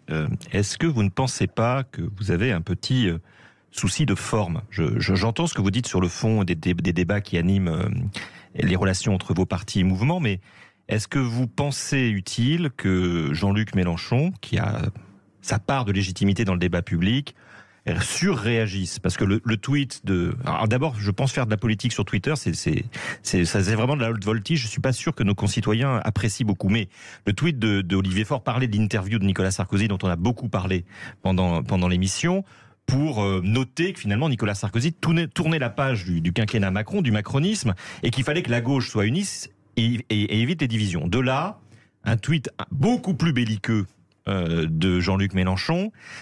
Est-ce que vous pensez que ça sert, franchement, est-ce que vous pensez que ça sert l'union de la gauche ? Est-ce que vous pensez que ça sert la progression de la gauche vis-à-vis de l'opinion publique que d'étaler publiquement, dans la surenchère permanente, dans l'agite-propre permanent, finalement, les dissensions qui peuvent avoir lieu et qui sont normales dans les mouvements politiques ? La réponse de Nathalie Osiol et la parole à nos autres vraies voix. Eh bien, si vous voulez, lorsque, malgré plusieurs discussions à plusieurs moments et depuis des mois, que ce soit pour les sénatoriales, que ce soit pour les européennes, lorsqu'à chaque fois la France insoumise trouve porte close, ce n'est pas la faute de la France insoumise et ce n'est pas la faute de Jean-Luc Mélenchon. Nous, ce que nous disons... Oui, mais c'est pas ma question, c'est pourquoi est-ce que vous le faites en grand public ? Pourquoi vous le faites publiquement, ça, Nathalie Osiol ? Parce que ces discussions, elles ont déjà eu lieu par ailleurs. Mais vous comprenez pas que ça nous fait mal à nous, les gens de gauche, que vous ne soyez pas sur les sujets qui sont les vôtres ? Nathalie Osiol. Est-ce que je peux finir ? Allez-y.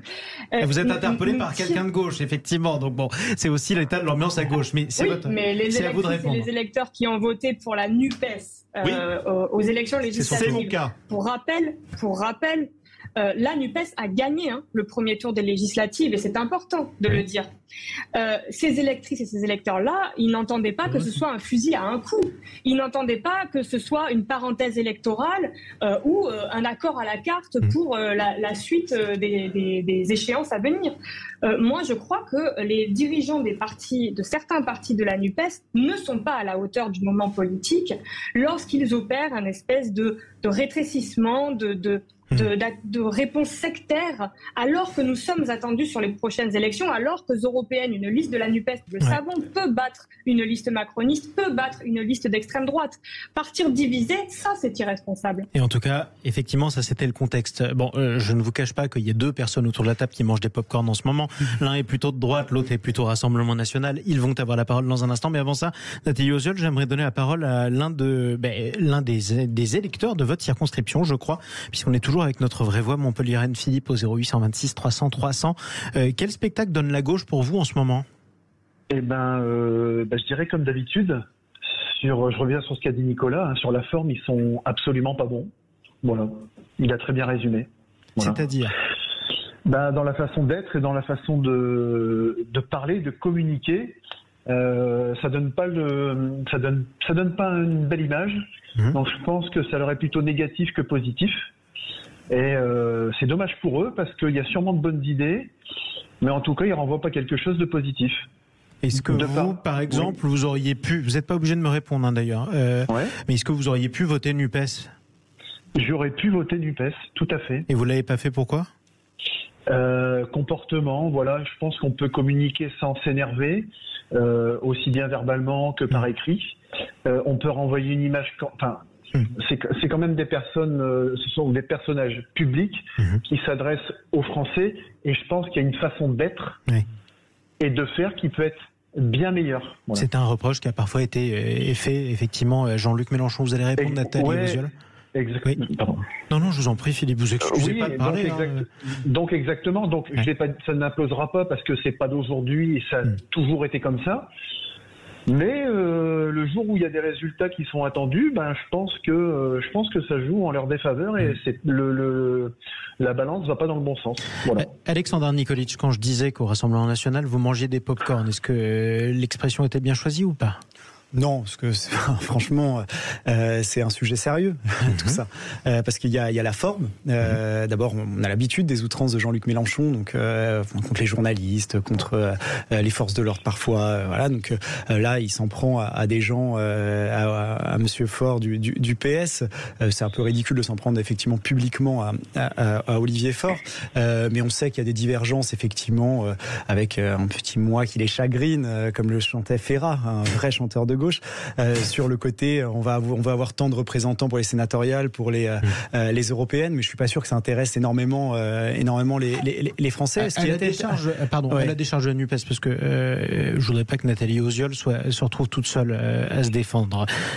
C'est pas la première fois et c'est pas les premiers partis politiques qui s'étripent autour de circonscriptions ou d'accords électoraux. Mais on sait que sur les sénatoriales, comme le PS a plus d'élus locaux et il voulait être largement majoritaire, ce qui plaisait pas à LFI. Sur les européennes, avec un mouvement plus, avec une élection plus nationale, LFI voulait avoir plus de représentants et surtout ELV aussi. Donc voilà, on sait que c'est ça qui amène ces divergences-là. Sur les tweets de Jean-Luc Mélenchon, ce que je trouvais intéressant, c'était la fin, moi. Le dernier tweet qui, là, évoquait le fond. Il parlait de la manifestation contre ce qu'ils appellent les violences policières et il reprochait à Olivier Faure de ne pas avoir annoncé sa présence lors de cette manifestation et de ne pas avoir renié la loi qui permet aux forces de l'ordre de tirer, notamment par rapport quand il y a certains délits de fuite ou quand il y a un danger qui peut être présenté. Jean-Luc Mélenchon appelle la loi permis de tuer. Oui, voilà. Et là, c'est intéressant parce que là, on voit une vraie divergence d'opinion. Et d'ailleurs, ça rentre un petit peu, ça me rappelle un petit peu ce qui peut se passer dernièrement. On a vu 2 fois récemment des accidents mortels avec des délits de fuite qui ont entraîné, après des refus d'obtempérer, des gens qui sont morts. Il y a 2 Suissesses qui sont morts en Gironde il y a 2 jours suite à un refus d'obtempérer. Et donc forcément, ça rentre dans l'actualité. Débat de société d'ailleurs, effectivement. Jean-Luc Mélenchon, Nathalie Oziol qui reprochait au Parti socialiste de ne pas participer à cette marche contre les violences policières. Je cite l'intitulé de cette marche qui aura lieu dans plusieurs semaines. Ça veut dire que la NUPES est aussi divisée sur des questions de société importantes. En tout cas, il serait bon que Olivier Faure clarifie un petit peu parce que on sait que à l'intérieur du Parti socialiste, il y a toutes sortes de personnes et notamment des gens dont le bilan est tout à fait désastreux et qui pour autant continuent d'invectiver et la France Insoumise et Olivier Faure par la même occasion puisqu'il a participé à la construction et à la propulsion de la NUPES. Et notamment, ce n'est pas la France Insoumise qui appelle ce qui se passe en ce moment les violences policières. Les cas se multiplient, des jeunes qui sont tués, qui sont éborgnés. Et oui, il y aura donc une marche le 23 septembre, appelée par plusieurs organisations. Et ce serait l'occasion pour Olivier Faure, précisément, de participer activement à l'appel de cette marche et d'arrêter de se laisser enfermer dans des querelles intestines, dans des querelles internes, les querelles internes du Parti socialiste, parce que lui, il paraît plus soucieux, lui, Olivier Faure, désormais, de donner des gages en interne que à approfondir la NUPES. Or, c'est bien là-dessus que les électrices et les électeurs nous attendent. Je tiens à dire d'ailleurs, puisque nous parlions de ma circonscription, qui est un très bon exemple, ma circonscription est uniquement montpelliéraine.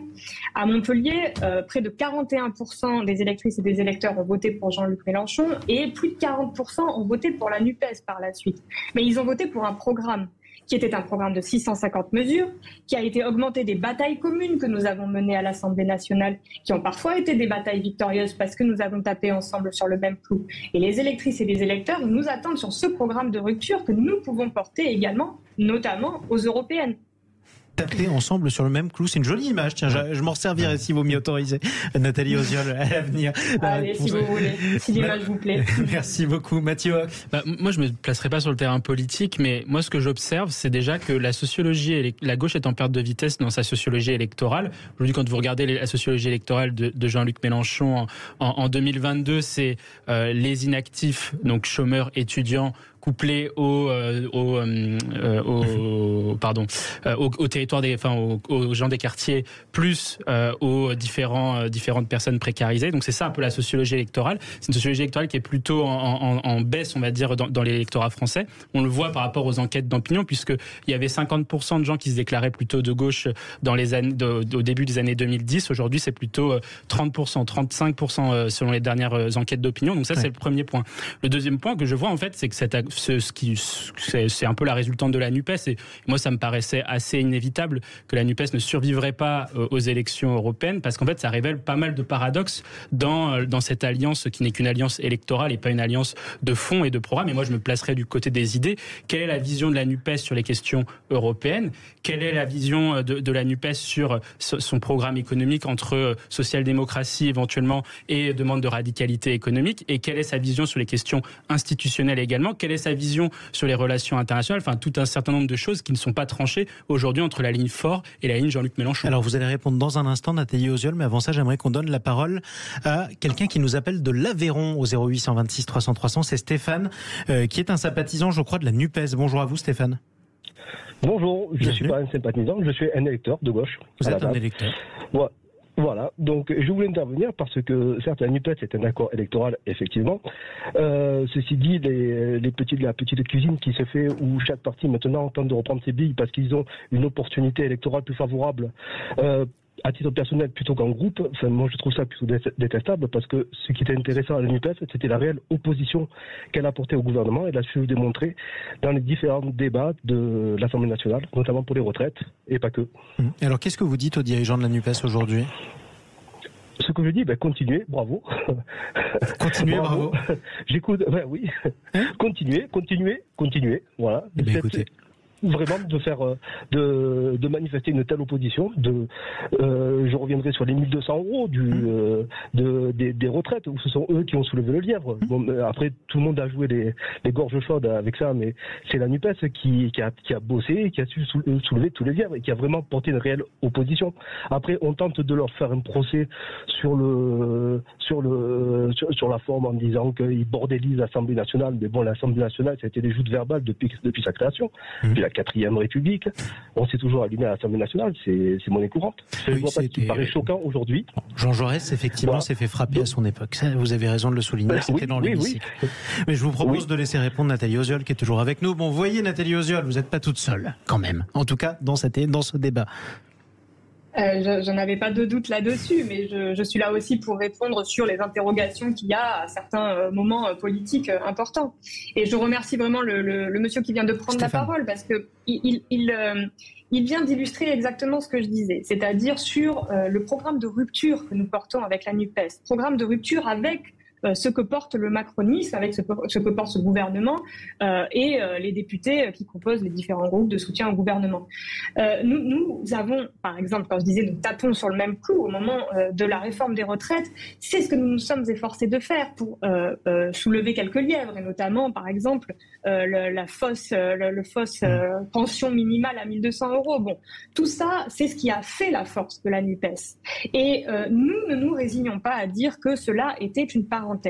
Nous savons que nous pouvons prolonger cela, et nous disons à la France insoumise, et je ne veux pas que ce soit juste le problème d'Olivier Faure, parce que lorsque Marine Tondelier pour EELV s'obstine à dire qu'il n'y aura qu'une liste EELV et que les autres se débrouillent, ce n'est pas responsable. Et imaginez-vous si, au lendemain du premier tour des présidentielles, lorsque nous, à la France insoumise, nous avons dû faire un choix pour les législatives, si nous avions eu la même attitude sectaire, imaginez-vous ce que les mêmes auraient dit.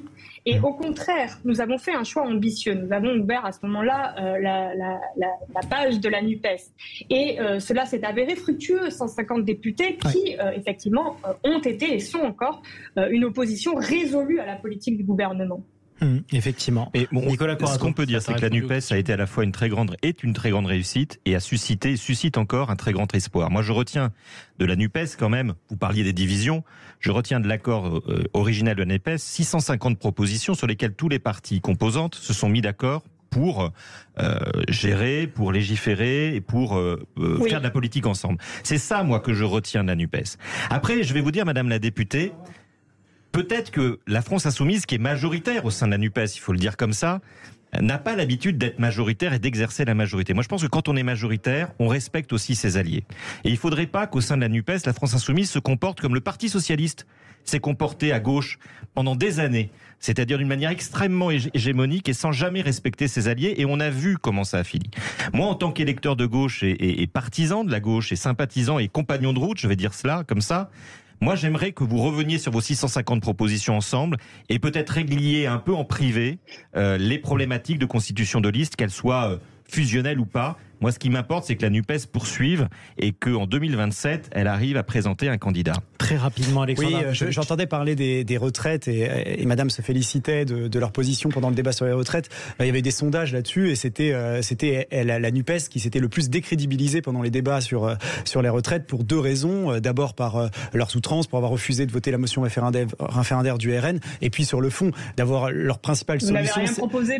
Leur principale solution, c'était d'augmenter les cotisations sociales quand nous actions sur un projet sérieux sur l'augmentation de la productivité, par exemple. Mais moi, ce qui m'inquiète vraiment avec la NUPES, absolument pas. Au contraire, la NUPES, moi, ce qui m'inquiète vraiment, c'est quand je parle des outrances, c'est le soutien à des violences. Quand on voit Alma Dufour qui, par exemple, dit qu'il faut engager le rapport de force et que ça peut être nécessaire, notamment pendant les émeutes. C'est le racisme et le racialisme qui s'installent avec parfois des compromissions avec les indigènes de la République, avec certains propos. Je me souviens des propos de Daniel Obono qui parlait de Jean Castex comme un homme blanc qui veut qualifier, ramener son identité à sa couleur de peau.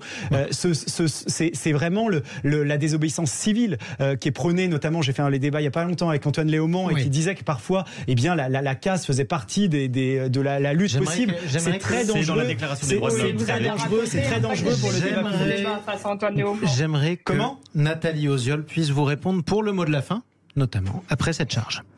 C'est à vous, Nathalie.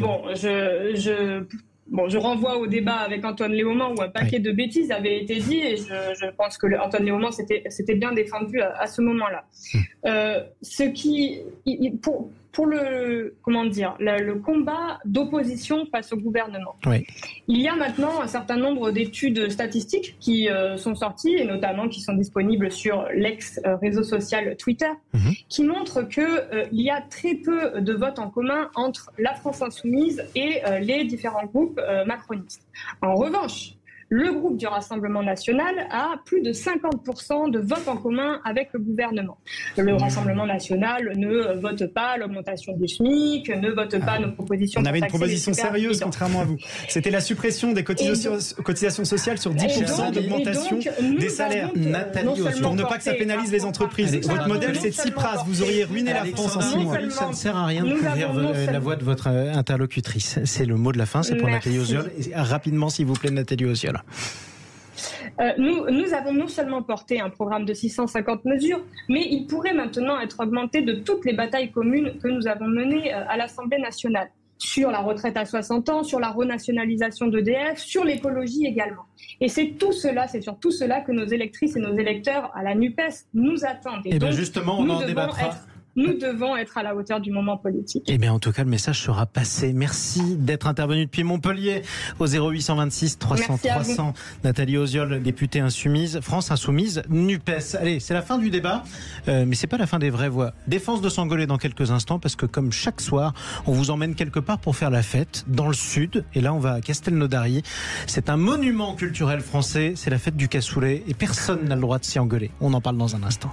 Les vraies voix de l'été Sud Radio, 17h-19h, Jean-Marie Bordry.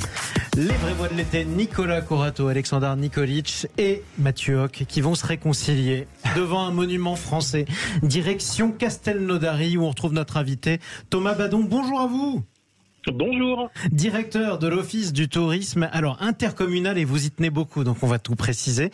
Castelnaudary, Lauragais, Audois, parce que oui, Castelnaudary et toutes les communes autour du Logaret, Audois, c'est la fête du cassoulet. Bon, on est d'accord, c'est un débat du Sud-Ouest, mais vous y tenez. Ça reste Castelnaudary, la vraie capitale du cassoulet ? Au-delà de la vraie, c'est la capitale mondiale du cassoulet, la seule et l'unique.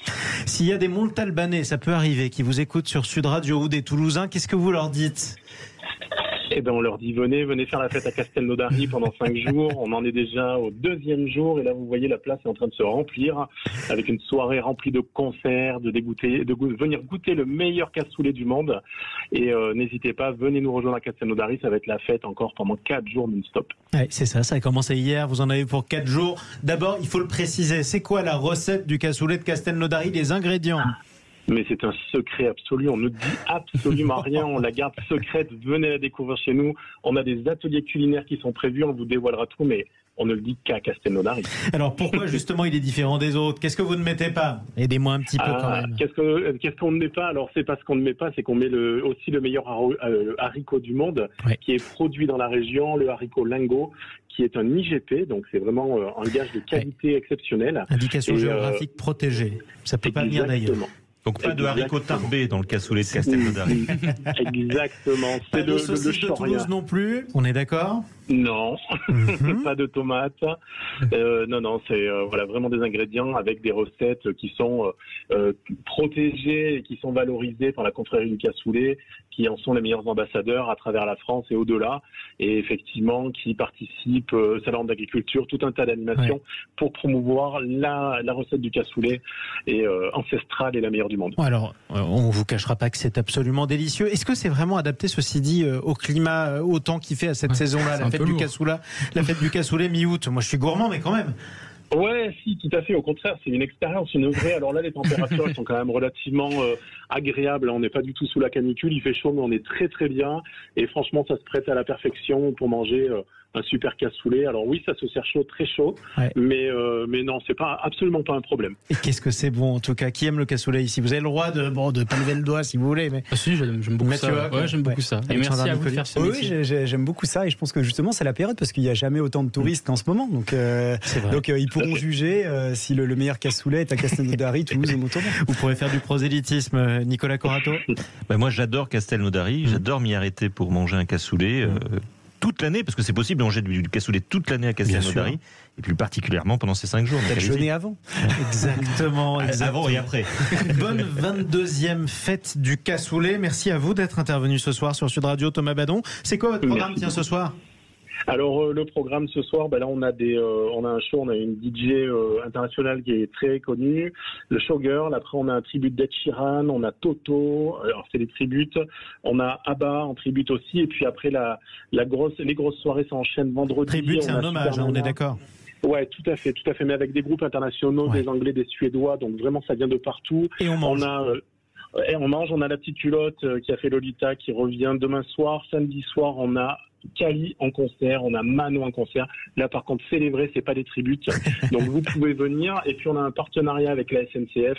Donc, vous pouvez profiter des super tarifs au niveau du train, de l'Occitanie Rail Tour et de tous les dispositifs mis en place par la région pour venir à Castelnaudary avec des prix défiant toute concurrence. On peut même les avoir à 1 € pour les moins de 26 ans.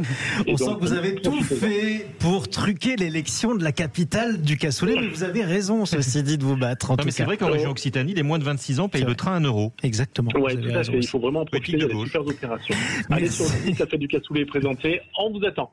Allez, bonne fête du cassoulet, merci à vous Thomas Vadon, directeur de l'Office de tourisme intercommunal Castelnaudary, Lauragais-Audois. Merci à tous les trois d'être intervenus dans Les Vraies Voix. Mathieu Hoc pour le think tank Le Millénaire, Alexandre Nikolic, porte-parole du Rassemblement National, et Nicolas Corato pour le think tank Place de la République. La suite de votre soirée à l'écoute de Sud Radio, les routes de l'été avec Gérard Klein dans CDS 21. Jaune, Gérard rêve encore et vous emmène dans la Corrèze, c'est magnifique.